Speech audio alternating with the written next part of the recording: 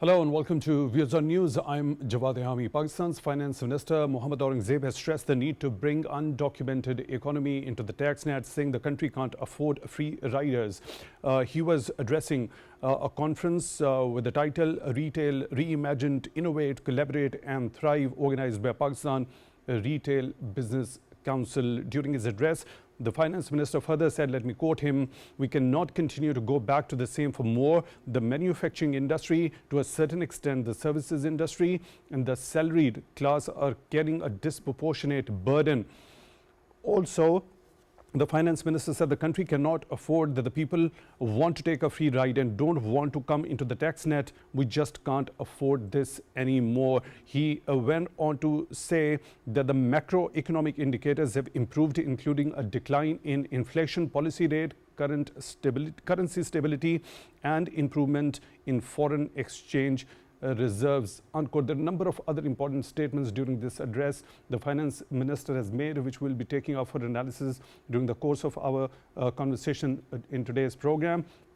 When we talk about the half-yearly report by the Finance Division, the government of Pakistan, it says that, me quote, Pakistan's economy demonstrated a continued improvement in H1 fiscal year 2025, building upon the stabilization achieved in fiscal year 2024, when the GDP expanded by 2.5% after the previous year's contraction. The positive momentum was fueled by sound macroeconomic management, effective inflation control measures, and enhanced fiscal and external account stability. The number of other important developments when we specifically talk about the Karachi Stock Exchange 100 index gaining 400 points today, setting at 113,739.16 points at the close. There are a number of other developments regarding the International Monetary Fund, which is expected to issue $1 billion in climate finance to Pakistan next week. Also, we'll be taking all these important aspects on the economic front in today's show. For that, we are honored to be joined in the studio by Professor Dr. Abdul Rashid. He is Director General, International Institute of Islamic Economics, International Islamic University, Islamabad. Dr. Abdul Rashid, thank you very much for your time, for being with us on the show tonight. Really appreciate that. Also in the studio, we are honored to be joined by Dr. Jasim Anwar, development expert. Dr. Anwar, thank you very much for your time also for being with us on the show tonight. Really appreciate that. Dr. Abdul Rashid, let's begin with this particular address by the finance minister, specifically highlighting the importance of bringing the undocumented economy into the tax net, and also highlighting how certain classes are bearing the unproportionate burden that include the salaried class, the manufacturing industry, the services industry to a certain extent. Also talking about how agriculture, retail, wholesale and real estate carry that very potential where the revenue could be generated from. Thank you. First of all, let me explain what are the, you can say, the major economic indicators when we look at whether the country, any country is performing good at the macro level or not. So definitely the growth is one indicator, then the price stability is another indicator, then of course the physical, the imbalance or the balance deficit, physical deficit, or the tax collection is very important. Now regarding your questions, definitely in Pakistan one of the major challenges facing, that is the narrow tax base. And why it is the narrow tax base? Definitely sectors in Pakistan, they not cover under the tax, you can say, the system. And another one of the major reason in Pakistan, because of the large informal economy. So the informal economy, when we have the informal economy, that have the the two you can say the consequences on the Pakistan economy. One, because of the informal economy that not cover under the tax network, so the tax collection significantly negatively affected. But I see another very important, you can say, the aspect of the informal economy. When we have significant the informal sector, then of course our fiscal monetary policy cannot actually work effectively, because when the government are any government is designing the policies, they definitely look at what actually the existing setup is there. I mean, they see the targets, and then based on the, you can say, the performance and the targets, they design the strategies. how they have to achieve that targets, how they have to control the inflation, exchange rate stability, and the tax collections and others. But when they don't have the the adequate data, when the data is not actually representing the true pictures, then definitely that the government cannot actually effectively design the fiscal and the monetary policies. Regarding agriculture, definitely agriculture is one of the very important sector of the Pakistan, providing 40 to 45 the percent the employment, 44% contributing to the GDP, and of course agriculture sector is growing, but there are the same time there are a lot of the challenges the agriculture What sort of sector challenges lie over there in that particular sector, despite this percentage that you've already talked about, 40 to 45% employment? Similarly, the kind of percentage as far as its contribution in the GDP is concerned, why do we get the lesser taxation out of it? What are the challenges on the way? One of the major reason in the agriculture sector is not reporting the true income, because you can say the agriculture sector there are a lot of the business, allied business are associated with that, like the livestock is the associated, fishing is associated, some other the business are associated. By true income, Dr. Abdul, what do you mean? The real income? Real income mean actually when we say the agriculture isn't it income. an uphill task to calculate the real income when it comes to the agricultural produce? It is difficult, the difficulty not only the Pakistan is facing, even the very developed country they are facing, but there are the several mechanism, and of course we are calculating agriculture sector is the part of the GDP, and as I said, the 24% of the GDP is contributed by the agriculture sector, but when we see its contribution in the tax, the overall the collection of the tax, that is very the low is there, unfortunately. So why is that low? That's there are the challenges that actually tell us that the taxation which should be there from this particular sector is low. Why is that so? There are several reasons, but one of the major reasons in Pakistan is in the previously, but this government the highly appreciated, because they are now implementing the agriculture tax sector reforms. In the Punjab and the Sindh and the other provinces, they successfully now adopted is that they have the design is there. Even in there is the problem of the definition as well, but we have to include in the agriculture sector. They are now actually modifying that definition, because there are the several over the time with the the passage of the time, there are a lot of the development occurs where the allied the sector has started, but unfortunately in the past we being the government have been failed to actually successfully implement the tax policy and the tax reforms in the agriculture sector. Then the land reforms still in Pakistan is the one of the big issues is there. Informal market is there. The agriculture sector's markets are, most of the markets are the informal markets. We don't have such the very strong mechanism where we can actually calculate the productions of the agriculture sector accurately, or the income of the agriculture sector is there. Then but there are the ways, and this government is trying, and of course if we want to actually enhance the tax the collection in Pakistan, tax the network in the Pakistan, then it is very important the agriculture sector we should bring under the tax network. Dr. Abdul, your point is very well taken. Let me proceed towards Dr.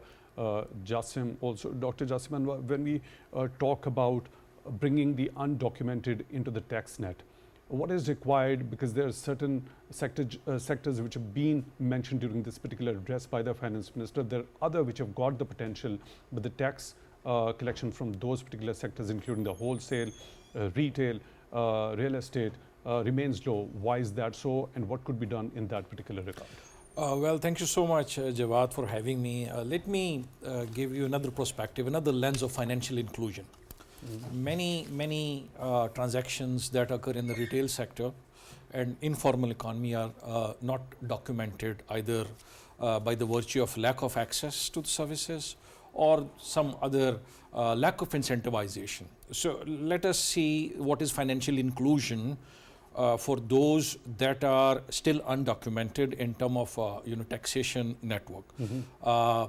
So you have seen Roshan account, Roshan Pakistan account. We have seen 9 billion transactions over a very short period of the last quarter. That's one indication that this is getting more and more, and how this Roshan Pakistan integration into these microfinancing transactions, for example, Easy Pesa, Jazz and ABCD, these transactions. So that's a very positive step for inclusion. So in addition, you need to understand the regulatory framework for the inclusion of the informal sector that are in services. I'll go to the retail sector in the second, my point.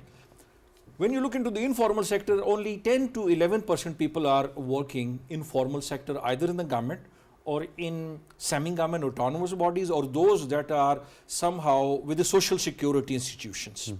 The rest, which are below 10 employees, or many above 10, are unregulated, and there is no account of the salary that is being given to those people. So many are even excluding that side. They're not even giving any net. In the companies, the small and medium enterprises that are providing salaries to those, 90% of the population or the employees are still not documented. That's one big reason. Another is the concept of linking the services, quality of the services, with the provision of the tax. So many people actually, including myself and many others, who normally are forced to give tax by virtue of deduction at source. We see that out of the tax we always say what is the benefit of giving tax? Either we are getting a good health or a good education or a street lights or a drainage system. So that governance failure at some stage, especially the rural areas, is an inhibitor of the people going for voluntary taxation. The third point is not knowing the importance of getting into the network, like TaxNet or giving your tax returns. People have no concept of a zero tax return, because zero tax return means that you don't have to pay tax, rather you are eligible for some refunds that is indirectly deducted by either mobile bills or some telephone bills or any other bills. So many are still afraid that if we pay tax, we will be liable for more money has to go. So these are 4 compounding factors that actually is limiting. Another thing, now this is basically for the services sector. Now coming to the retail industry. I'll come to the retail sector. Out of these 4 points, I have had an experience a couple of days before. Let me share it with you over here. Well, traveling on the motorway, I've got that very strip through which I can be charged electronically. I don't know exactly what's the name of that, but I can enter the motorway because I've got that particular strip. I can enter, and if I've got the amount in my account, I can get out of the motorway. It's electronically done. Unfortunately, when the last time I was traveling, I couldn't recharge my account. So when I went out of the motorway, they charged me 25% extra above the amount that was due on me, right? What's that? Okay. It's so they had the reason that we are actually looking forward to make it all cash-free transaction. That's why this particular 25% to the amount that is due on you added to that as a fine, so that the next time you ensure that you've got sufficient balance in your account. What is that? Okay. Strategy? So let me link this particular example with the economic outlook and the government strategies. So which out of the 4 points does it relate to that you I will tell you, because this relates to the lack of knowledge, number one, lack of access to those services that actually include you into this digital transaction network. For example, now you're sharing this example, and we are well educated in this room, my colleague also. I was not aware of this, to be very honest. Like, I was not aware. Why would I pay 25% extra? That's very simple. So it's to leave aside those living in the rural areas and those that are uneducated. I mean, the degree or the less writing does not makes you illiterate to understand these transactions. We have to make simple apps for that. Now, linking to that stimulus, actually, that's financial inclusion system to enter into the motorway, so that the money is documented in one way, So giving you a benefit, that's one government strategy, that normal economic recovery phase, the government normally introduce some bonuses and stimuluses to various, sectors, including industry, including population, to, bring them to the financial networks. That's one simple way. That needs to be expanded beyond motorways.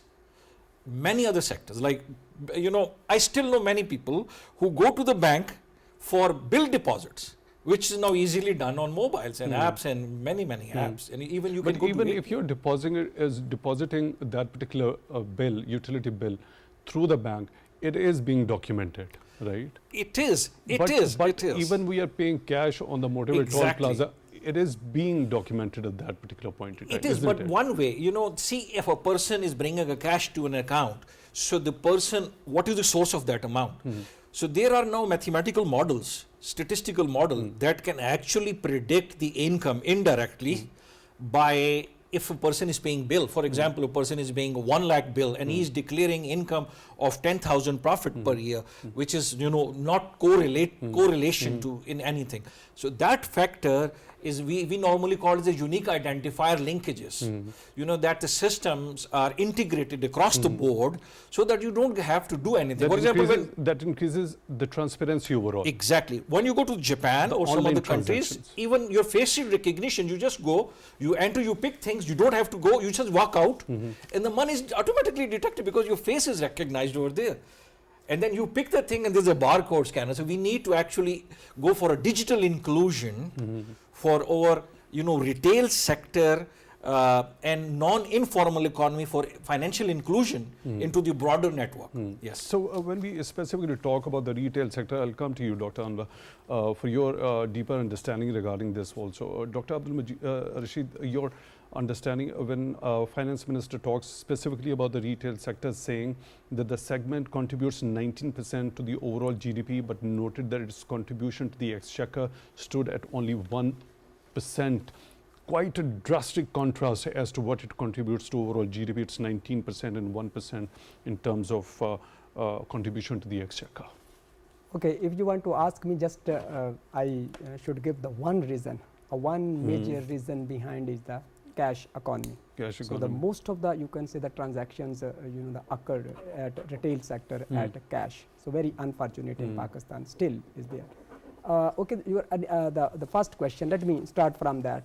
So the financial inclusion. So the financial inclusion, when we actually talk about the financial inclusion, and the the one example you share, your personal example. So we, being economist, financial development consider the reduction in the cost, transaction cost as well, and the efficiency of the overall system is there. And definitely when actually we implement and we make this economy, could you simplify, make it simpler for the general public to understand for general public mean, for example, how does it operate and yes, how the financial should sector they be of satisfied? Yes, financial sector of any economy, the fundamental role of the financial sector is to channelize the funds from savers to, you can say, the businessman and the for production, and the how efficiently and at what cost they are actually we are transferring the funds from one party to another party. Now the financial development and this is very important for economic growth, and there are the several indicators. One of the indicator is, you can say, the reduction in the transaction cost. For example, you said the people you can go to the bank to pay their utility bills, or you pay at the motorway in the cash, and still this is the documented. But what about the the transaction cost? What about the opportunity cost? So if we realize and the over and above the transparency, we can get the huge benefit in terms of the efficiency when we actually transfer this whole economy from cash based to the digital, and you can say on the fintech and the pay on through the the apps and through actually the banking economy. Okay, so let me bring another personal example over here. I happen to be in the US for the coverage of the US elections. I faced a problem over there. In order to purchase anything, most of the time they required the credit card or the debit card. But the cash is still in vogue over there. We can still have the transactions over there, but that is considerably lower as compared to the transactions through the cards or electronically. How both the streams can run in parallel when it comes to the case of Pakistan?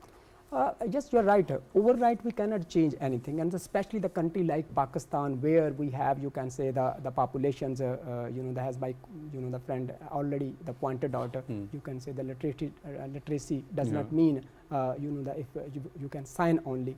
Of course, it means something else, and the higher than that. So definitely, that these both systems we will run gradually. But the point is, at least we have to start this is there, and we, we already starting. The government is trying, the incentive, giving the incentive is there, but we need to actually enhance this effort. And this the unbanked, the population, we have to actually make, you can say, the part of our financial system. We need to actually enhance the financial inclusion, and that the inclusions not only in terms of the having account in bank, but with respect to the, the access to the transactions, credit, the availability, or you can say the some other, the financial sector services. These all services are very important when we talk about the efficiency of the economy, macroeconomic performance of the economy, accountability of the economy, and in terms of the tax collections.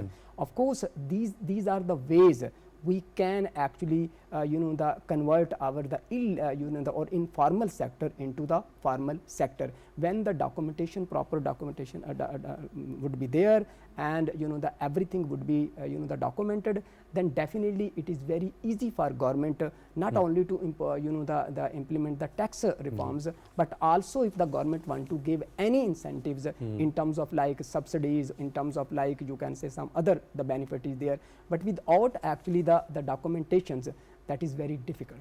Right. Dr. Anwar, this retail sector, the drastic contrast in terms of its contribution to GDP and to the national exchequer, your understanding regarding that? Okay, so I'll link this question with your earlier comment when you were in US, right? So when I was studying there in Boston, in Howard, I used to have not a single $1 in my pocket, because I was aware that all the places are digitally connected and I can use my credit card anywhere, regardless of the place. But basically, I'm from Ahmedabad, very small town in a Kokal, where there's no digital setup. So I normally carry little bit cash for that. So that balance normally shifts when your overall GDP and a financial inclusion of the shops is expanding with relationship to some benefits that they keep such digital transactions. So that's one aspect, how and gradually we can put some limit. For example, in US, or for that matter in Australia, there is a certain cash that you can carry. Beyond that, if you want to pay, you have to come digital. So whereas in Pakistan, many retailers and many, there is no financial limit of these cash transactions. So any person can take any amount from the bank and pay to anyone, and then anyone. So there is no, that's one gap. Now your question, the other one, which was basically about the retail sector. Retail sector. Its contribution to both GDP and exchequer. It's a contribution. So if you go for overall pie, I'll say it's less than 80%. It's like negligible. Only those that are either bound by some regulations or they are big retailers. Small retailers, which basically comprises more than 90% of the retail sector, are totally unregulated. And how they are on exchequer? All of them are basically utilizing the same infrastructure, the same health services, the same schools their children are going. So they are not realizing that this amount which is being spent on the schools and health and infrastructure and lighting and the waste management is somehow taxpayer money, and only a fraction of the people who shouldn't be paying that much tax are now paying for their services, for their part. That's one thing. So taking it further, the steps that are required probably for their inclusion, which means number one is a voluntary registration process for digital economy. Number two, once the target is there, you go for indirect means to bring them into the network by regulations and triangulation of the data, whether how much bill is being given and how much the value of the shop and how much that person who's the owner of the shop is having the allied properties, vehicles and everything. Now it's all connected, you know, and how much international travel that person is doing. Yeah. So that is then stage 2. So once the stage 2 is achieved, after giving bonuses, and you achieve certain targets like 60-70% of the inclusion, then automatically many opt for that, because then you give benefits for the inclusion. So it's tough but not impossible. So you may have to go for stronger regulation in 2 to 3 years. At this stage, when government is actually reviving these policies and we are coming back to an economic track, you know, the fiscal inclusion, the monetary policies, the state bank policy of going down, you know, the interest rates, then comes your you know, economic expansion, inclusion, which by hook or by crook, but you have to punish them. Because if I am paying a lot of tax, 30% on my salary, so why my component of the tax should be paid to someone for me as a low quality service I'm getting, which can be a better high quality service. Yes, exactly. Dr. Abdul Rashid, let's talk about that particular part of that address by the finance minister, talking about the improvement in the macroeconomic indicators, a decline in inflation, policy rate, as well as the currency stability improvement in the foreign exchange reserves. I've got the list of the indicators. They all show that due to the prudent policies by the government, there has been stability since July up till January, and this half-yearly report also alludes to those particular facts, talks about the inflation, agricultural growth happening, current account balance showing a surplus, the forex reserves are there. Also, the Pakistani rupee has appreciated against the greenback, reduction in the fiscal deficit. Also, Pakistan being in a well position for a continued growth momentum. At the last, it talks about that UDAN program, the homegrown economic transformation plan. Yes, sir. There is no doubt. The macroeconomics indicators are proving, alhamdulillah, in Pakistan. And let me explain, whenever any economy is in crisis, then of course, what are the phases to come out of the crisis? The first is actually the recovery, and then stabilization, and then of course the path of the growth. Now, in Pakistan economy, if you look at the last couple of the quarters or even the whole years, the financial years, performing very well in terms of economic growth, in terms of inflation control, in terms of foreign direct investment, in terms of stock market performance, industrial, the growth, and agriculture, you can say the production as well, the growth is there. For example, in inflation, now the government of Pakistan successfully control with the help of the state bank, and this is the monetary policy stability, and the interest rate now has reduced in Pakistan, and the low inflation definitely will enhance the consumer purchasing power.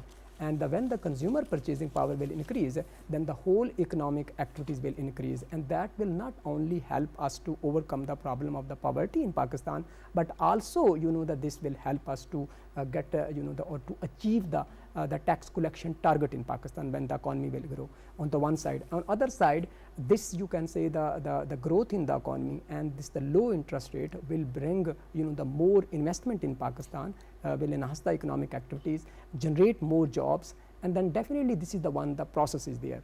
And with this you can see the exchange rate stability. That is also you can say the credit of the government with the better management of the foreign reserve. Our exchange rates, the policy or the exchange rate is much more stable as compared to past. That also actually helping us not only the bringing the foreign direct investment and the remittances in Pakistan, but also to start the process of the growth, at a domestic level, and the domestic our investors they are now willing to invest is there, and we have the scene. The different the international the rating agencies, they are now giving the very positive the comments about the Pakistan economy, regarding the potential of the Pakistan economy, and regarding the growth of the Pakistan economy and the stability of the Pakistan economy, which all actually help to build the the investor confidence, which is very important for any economy there. For the growth of our agriculture sectors, the government has already started reform there, and the crops of the the production of the major crops, including wheat, rice, and you can say the cotton has increased in Pakistan, and the government has already started the digitalization the process there. They are actually the the inclusion of the technology there, the modern farming irrigation system. These all actually the sectors are interconnected is there. The growth is not an overnight process. Definitely we have to lay down, you can say, the foundations, and the policies we have to start, and then you can see we will see. And I am quite the optimistic if we will keep this momentum, and we start, you can say, the addressing and the continue to address the short term challenges along as well as the long term structure issues, then definitely we can actually get the higher sustainable economic growth and development. Right, Dr. Anwar, your closing comments regarding as to the potential when we talk about this homegrown economic transformation plan known as UDAN, that basically focuses on 5 E's. What's your understanding regarding that? The 5 E were conceived by Planning Commission about 2 years ago, and the very inclusive consultations were carried out with all the provinces and the ministries to define those boundaries that are actually main contributor to economic stability. So for example, 1 E is export, which has a number of initiatives that are being taken, including some regulatory changes and structural changes in various line ministries. And another one which Prime Minister was also talking today and yesterday was equity, which means those which is underdeveloped needs to be bring into the mainstream by uplifting them through special packages, development support, public sector development funds, and for international assistance, targeting those which are already suffering. So these two then are translated into Udan Pakistan for an actionable points. So actionable strategies are now in place, which you have seen the framework was already there, and the results were very evident from the macroeconomic indicators of various economic stabilities. So this is definitely a path, and for that various regulatory and the structural changes are being done.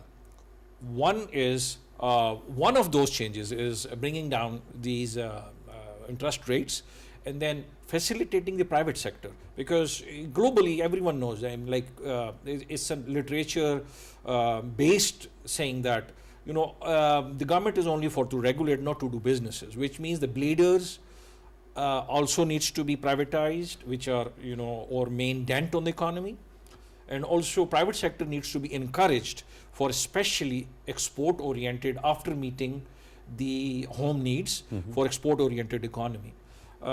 Having said that, the Udan Pakistan and 5E framework also emphasize the ease of business.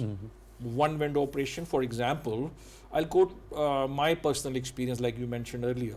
When I was in Australia, I had to take scholarships. So for that, I had to open an account, and to open a bank account, I had to register for the tax. So I got a TFN, tax file number, and then every year, by June, mid of June, automatically one email or one SMS comes, and they have all the information that you got this much money, you worked ABCD, and this is your tax, and then you have to pay. And it's like click of a button. But over here, I have to hire a lawyer every time.